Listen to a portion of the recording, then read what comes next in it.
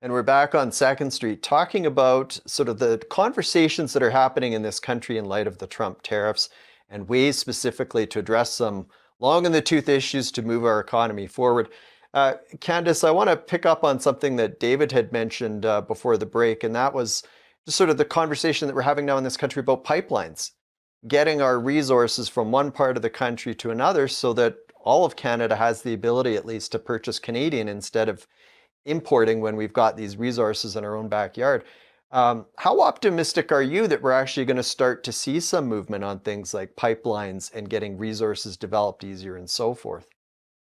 Well, I'm quite bullish on it. I think that now is the moment, and we should stop and recognize the fact that we have known this, Colin, for at least a decade, if not longer, that we need to have Hmm. alternative routes to get Alberta and provincial prairie oil to markets outside of the United States. We have to get it more to Asia and to Europe. They want our oil, and we know that we need to get them. This is the record of Prime Minister Justin Trudeau. He deliberately brought in legislation to block pipelines, to put in onerous regulations to ensure that pipelines were not built. It was all part of an ideological strategy that was endorsed by new Prime Minister Mark Carney. They did it on purpose. They wanted Canada, they wanted to deindustrialize Canada. They don't want our oil getting out there. And now we're living through the consequences of those bad ideological far left decisions. If anything good can come from the Trudeau era, and I think that the number of things that are good from that era are very, very small. You can count them on one hand. If there is one good thing that came from Justin Trudeau's time in office, it is that he drove us to this place where more and more Canadians can finally agree with the idea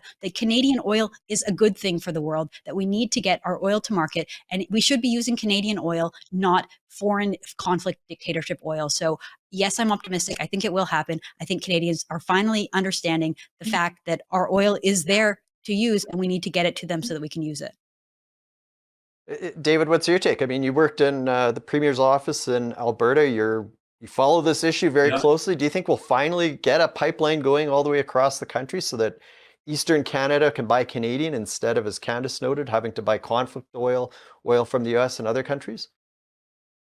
Yeah, look, it's the story of three pipelines right now. Energy East, which has the biggest Hmm. hurdle there, is going to be how Quebec responds to the idea. But I think, one of the unknown facts for a lot of Canadians, Quebec has extraordinary gas supply that could be developed in Quebec and actually shipped to Europe and make a ton of sense to be fantastic for Quebec. And it would actually help Quebec. Quebec now has become, if they were a U.S. state, they'd be the poorest U.S. state of all 50. They're now lower than Mm. Mississippi on a per capita GDP basis. So, we've struggled as a country, and it's not simply about interprovincial trade. It's also diversifying our markets into Asia and Europe so that we can support energy security. One of the hardest things for me to watch after having sort of helped lead the KXL strategy for us with the previous Trump administration, I think that will probably come back once this period is moved, is to see the Japanese Prime Minister and the German President come and speak to Justin Trudeau and be told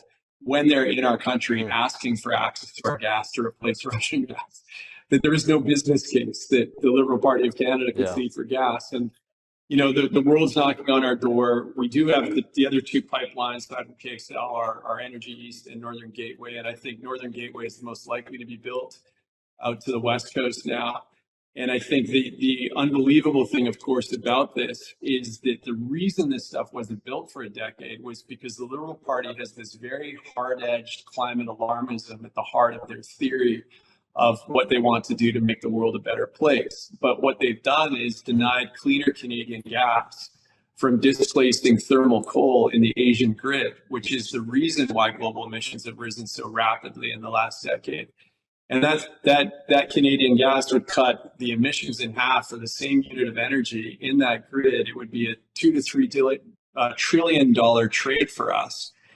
And it would put us in a position of extraordinary, economic, energy security, and environmental impact. We'd remove more carbon emissions than our entire carbon footprint as a nation.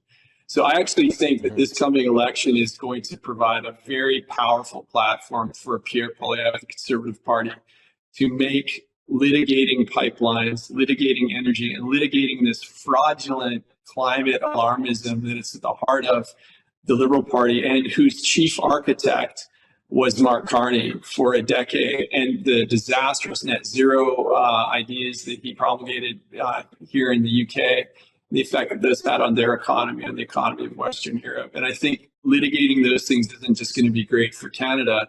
It's actually going to be great for all the countries in Asia and elsewhere that are trying to bring people out of poverty through energy affordability.